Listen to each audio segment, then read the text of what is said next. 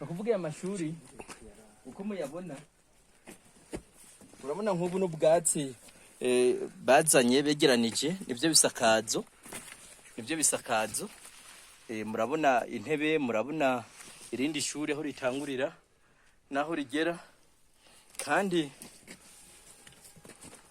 aya mashuri yigiramo abana batari bake, murabona ukuntu aha barugaye kugira barindire abana bagaruke mu mashuri bongere bige igice cya gatatu. Amashuri rero aramaze igihe yubatse uku nyene, kandi saya yonyene n'ahandi hose aho tugenda dutembera. Urabona hariya hepfo hariho ishuri ririya, hariho n'indi shuri hariya, ariko yose nicyo kimwe. Rero iki gihugu cya Kongo rero abantu bavuga yuko giteye imbere, nibyo kirafise ubutunzi n'ibindi byinshi cyane, ariko uca usanga hakize bake, ariko benshi aribo bagowe bari mu magogo. Kuko urabona nk'umwana yiga muri iri shuri kugira aze yigatera imbere biragoye. Nk'uko ushobora gusanga ngaho umwana yiga mu mwaka wa gatatu, ariko ugasanga afise umugore n'abana batatu nyene, ariko akaza gutonda muri izi nzu, muri aya mashuri mubona ngaha. Urabona abariko baritegurira gusakara na bwa bwatsi naberetse hariya, kugira bashobore kwiga igice cya gatatu neza.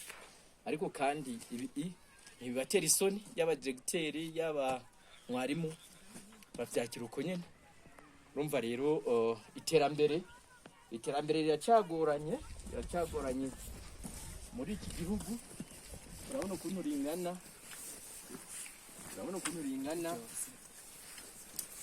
murabona ngaha batubwira yuko iyi nyubako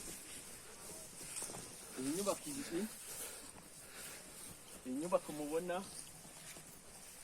hanininya, ko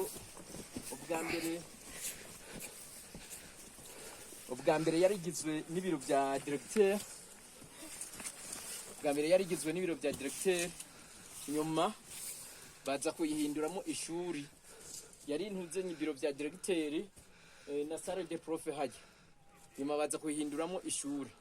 Ukwegera imbere ukaraba ikibaho bigirako, abana bigirako. Urabona icyo kibaho abana bigirako